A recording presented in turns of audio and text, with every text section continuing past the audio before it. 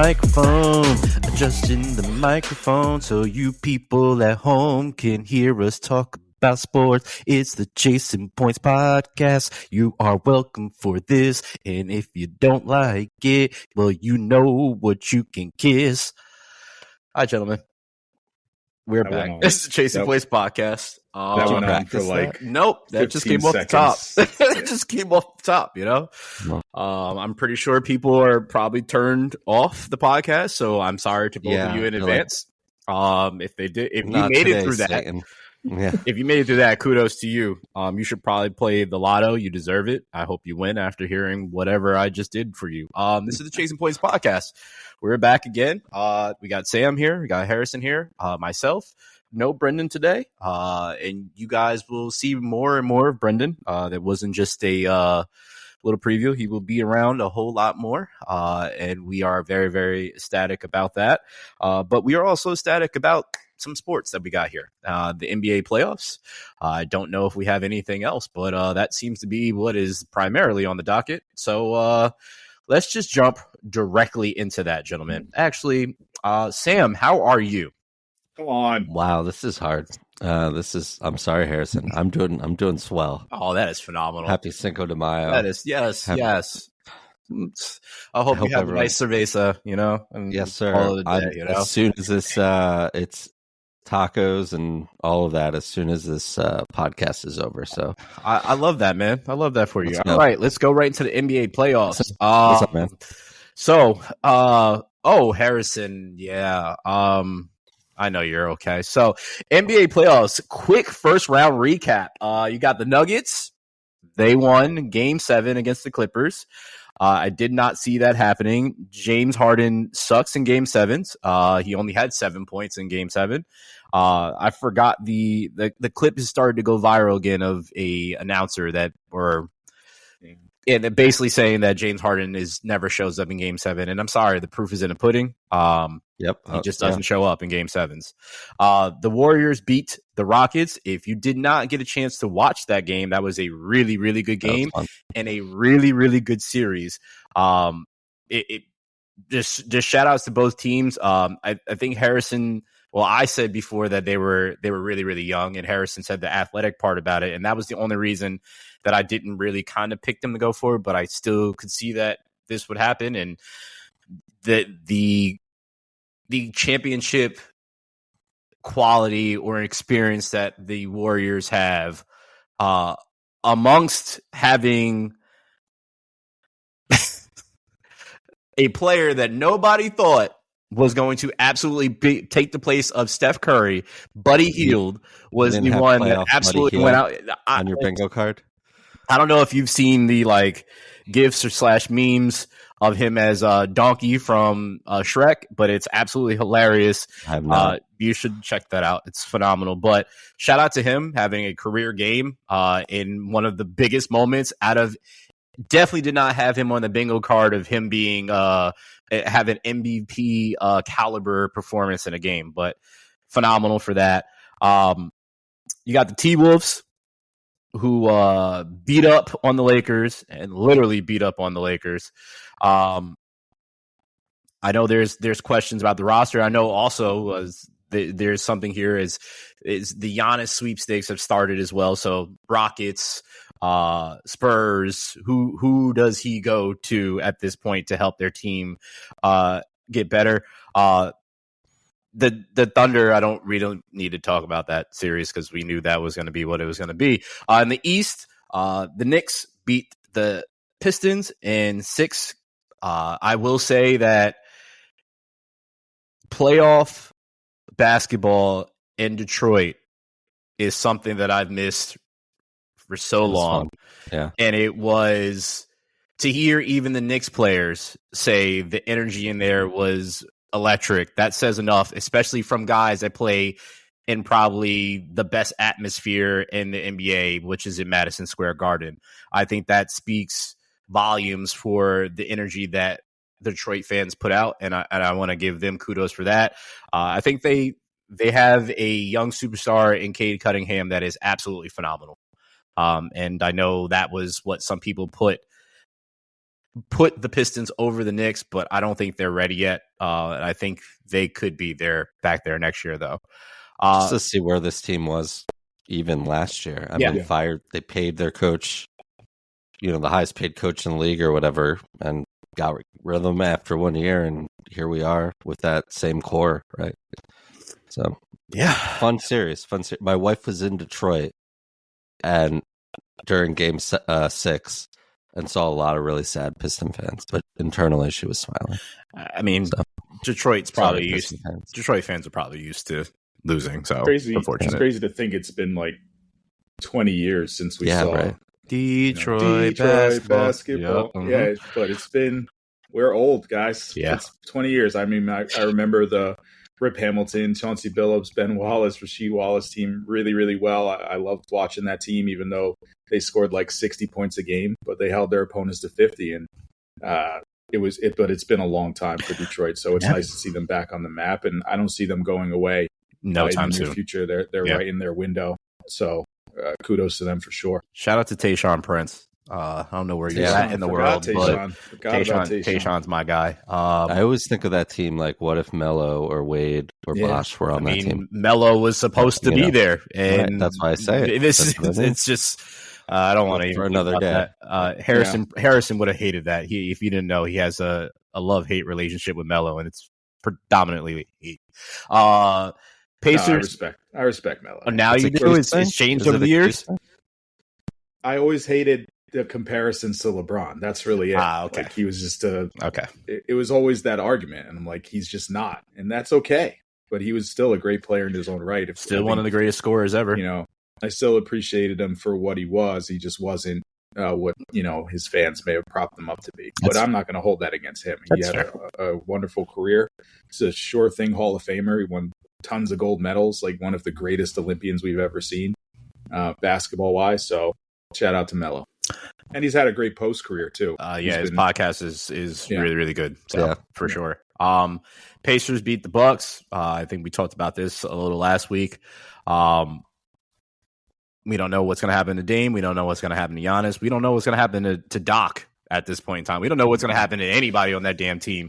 If anybody that they should keep on that team, obviously they should try to keep Giannis if they can. And he's super loyal, so he probably will stay. But Gary Trent Jr., I know he's a favorite of mine and Harrison's. And I don't know if Sam knows or recognizes his game well enough. But if you don't, Brother Sam, I highly suggest that you watch him very, very closely. You're not suggesting that the Bucks rebuild around Kuz?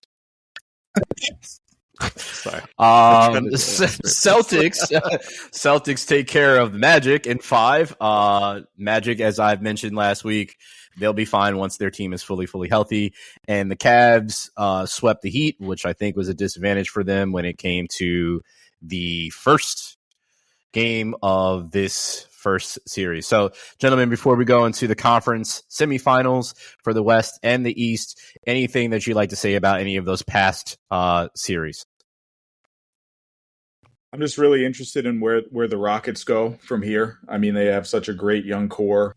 Jalen Green, I've seen some like Kobe kind of conversations around him. Like, he struggled, but he's struggled for a couple of years now when it comes to the big moment. When Kobe did it as a rookie and against the Jazz, and they never wrote him off. But I'm curious to see where they go there. If they're going to try to get Giannis, he's obviously going to be a big chip and a piece in that puzzle.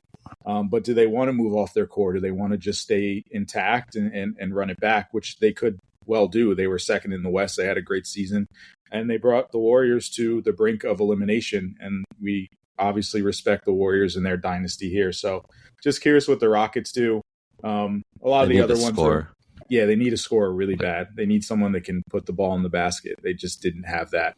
But and then some question marks elsewhere, like with the Clippers, but they don't have a lot of ability to do any movement. This was kind of a surprise that they were even in this position this year. And then we could talk about the Lakers till we're blue in the face, and I won't do it. But they have just some major roster question marks, and where do they go from here? So that's really it. Most of the other series were kind of academic. I'll say this about Steph. Steph joins 3 other players with being one of the only players in NBA history in a Game 7 to have 20-plus points, 10-plus rebounds, 5-plus assists, 2-plus steals, and 2 blocks. The other 3 players, LeBron James, The Dream, and Larry Legend. That game was fun last night, and he was covered all night long.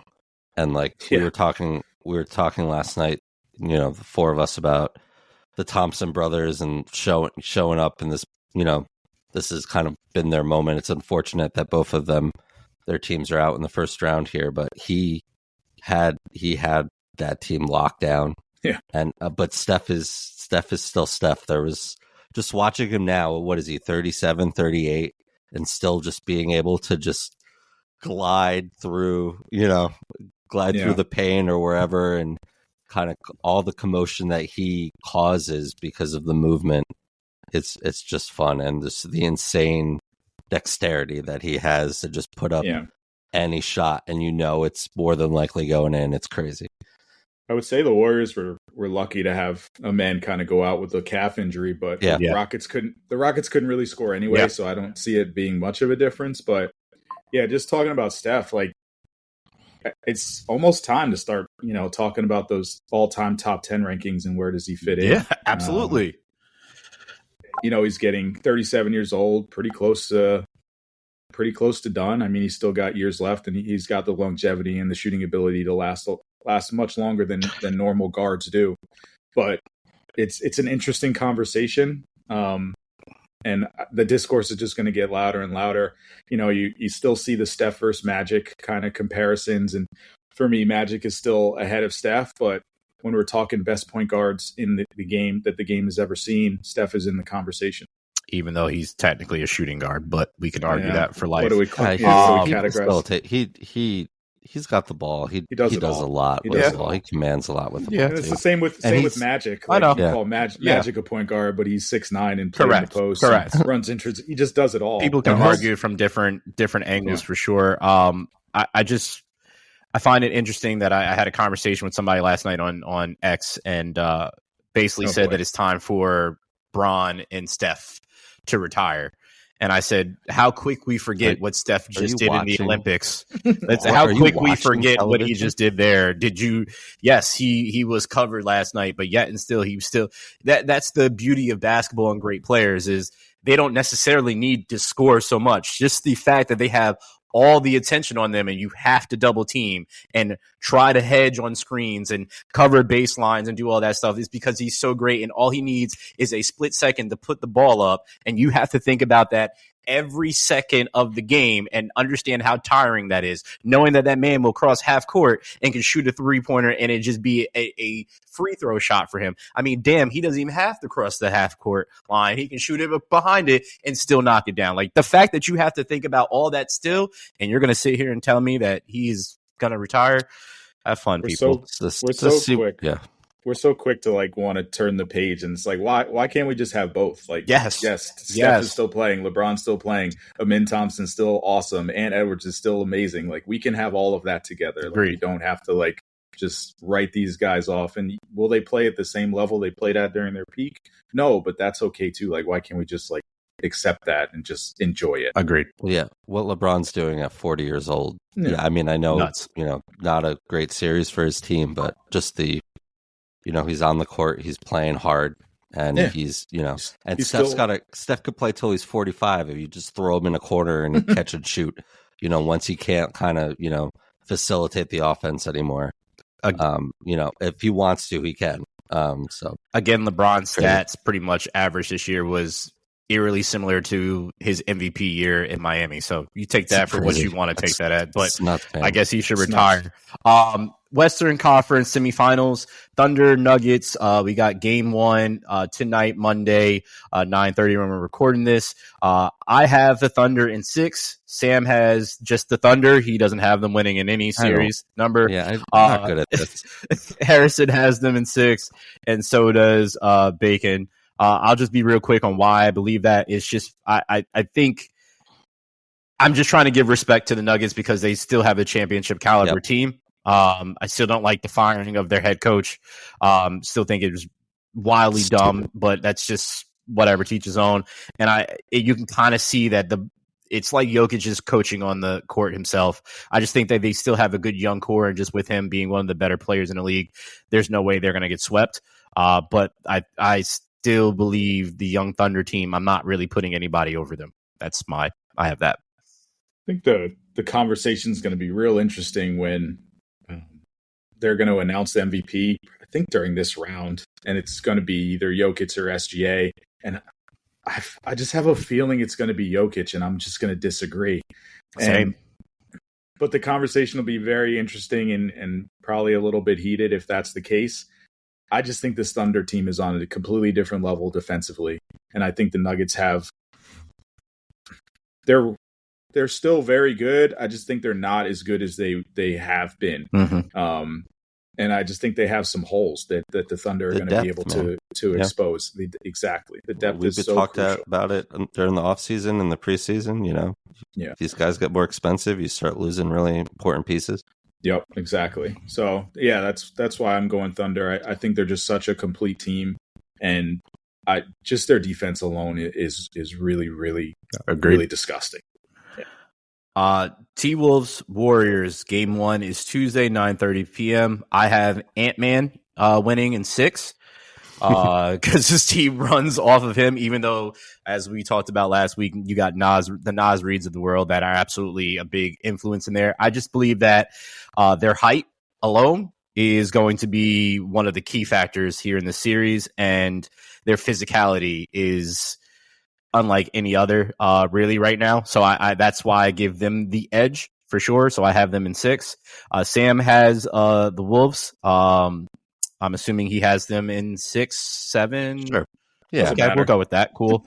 It's going to be a fun series. It will. It will. I'm only giving 2 games to Steph and Draymond and Jimmy because they deserve that respect. But like Harrison said, I think they can count their lucky stars for getting through this first round, in my honest opinion. But I mean, they won. Minnesota's got the length. Yeah, they've got the length. They've got the depth and the defense. And I think the Wolves have another Jalen McDaniels that they can throw on Steph. Nickeil Alexander-Walker. They have some length and size similar to Amen Thompson. That's going to give Steph a little bit of trouble. Yeah. Like Steph's still going to do Steph things.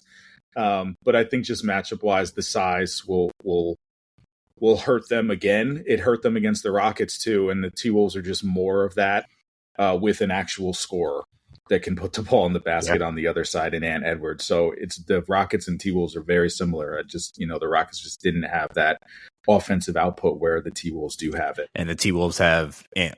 So that's a completely different beast in itself. Harrison has the Wolves in 6. Bacon also has the Wolves in 6. Sam, you look like you're about to say something before I go on. My friend and I watched that Adam Sandler basketball movie the other night with Anthony Edwards. There's a new one? No, the old one. The Hustle. Yeah, I still never watched it. It was. I don't like sports movies. That was a good one, though. But it was good. Anthony Edwards plays a great heel. It was good. It was the perfect role for him. It was great. Just be yourself, man. Yeah. He's unapologetically himself all the time.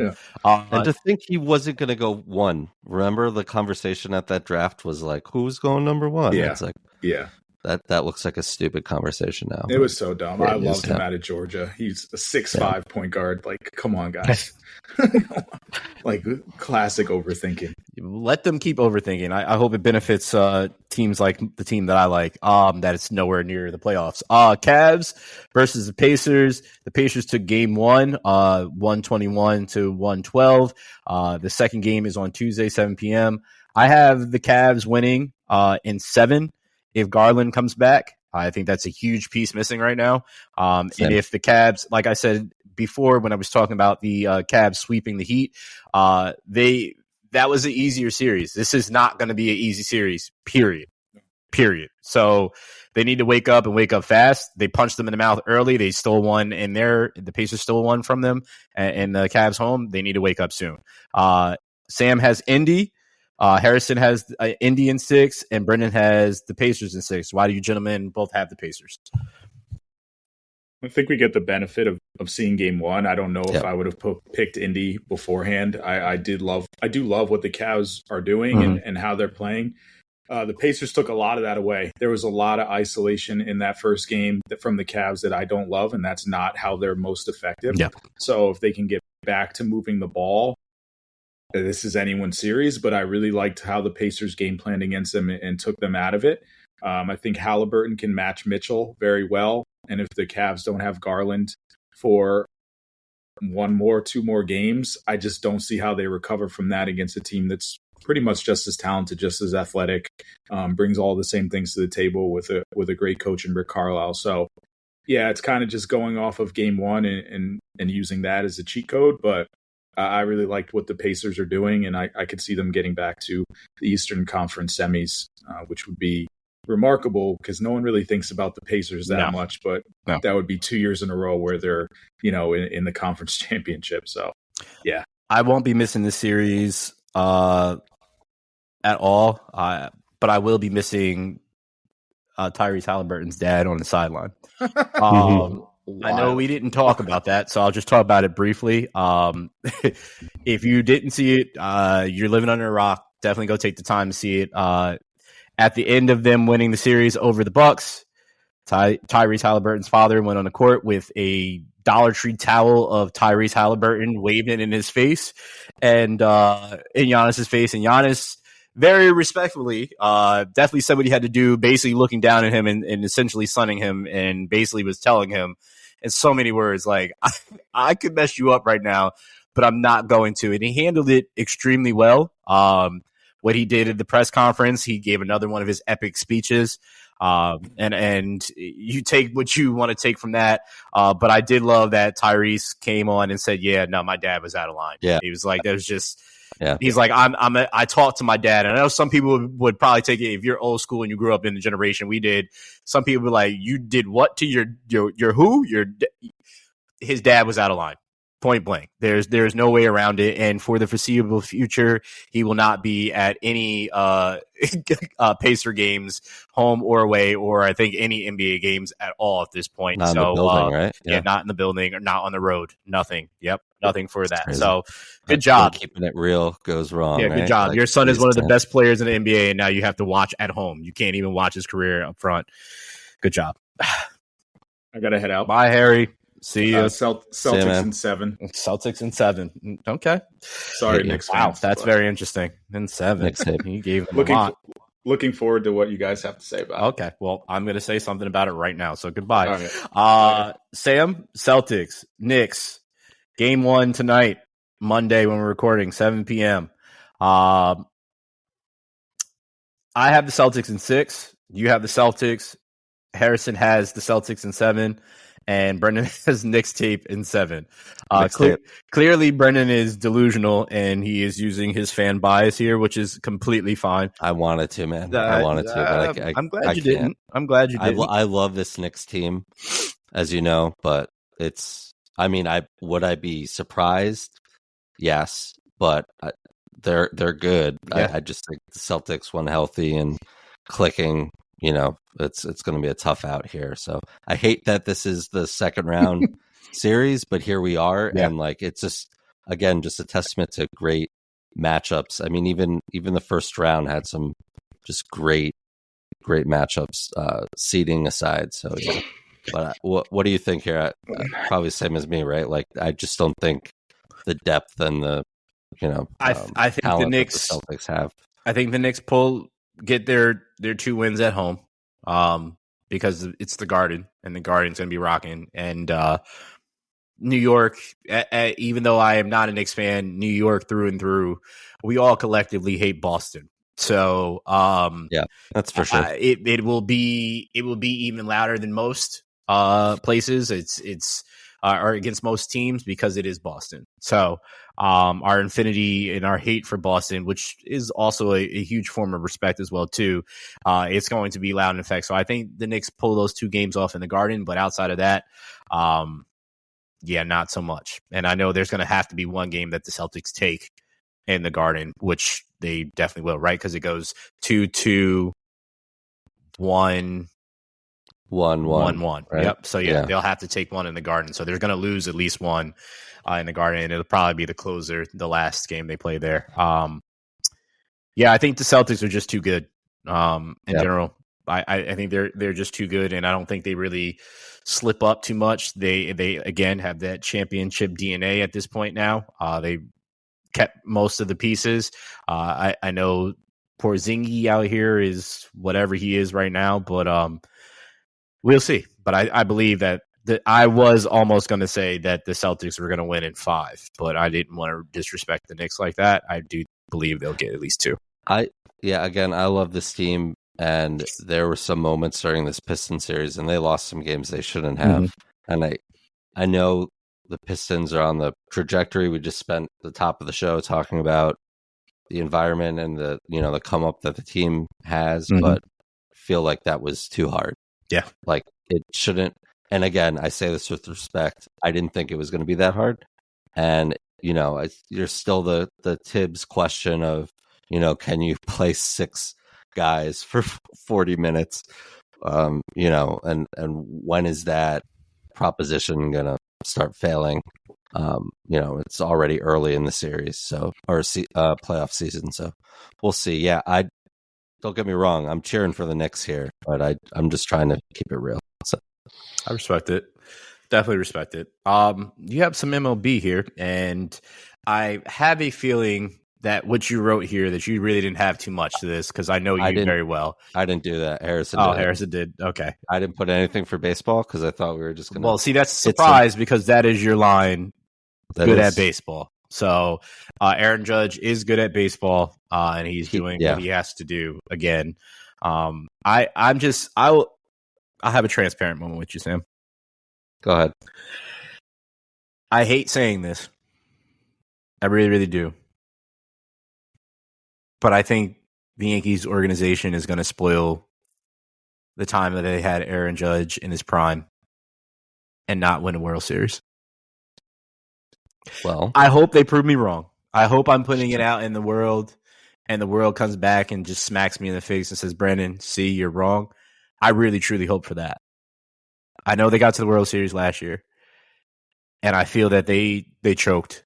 But I also feel one of the biggest parts that I don't think is necessarily improved, because you can still see it to this point, is their defense. Their defense still scares me. I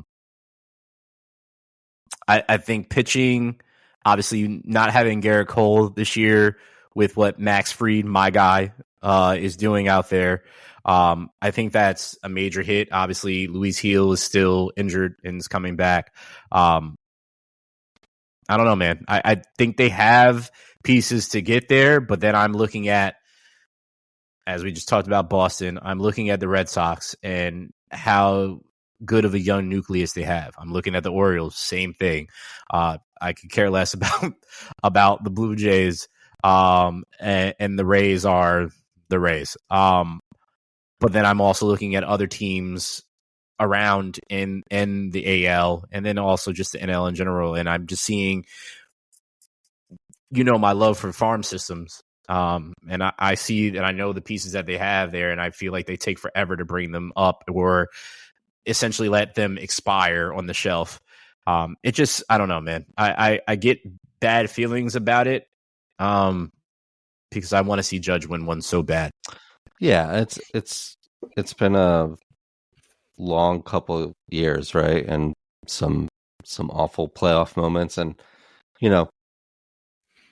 I think it's hard to not motivate someone like Aaron Judge because of he has bought into the Yankee way, and he just leaves it all on the field there. You have to imagine that.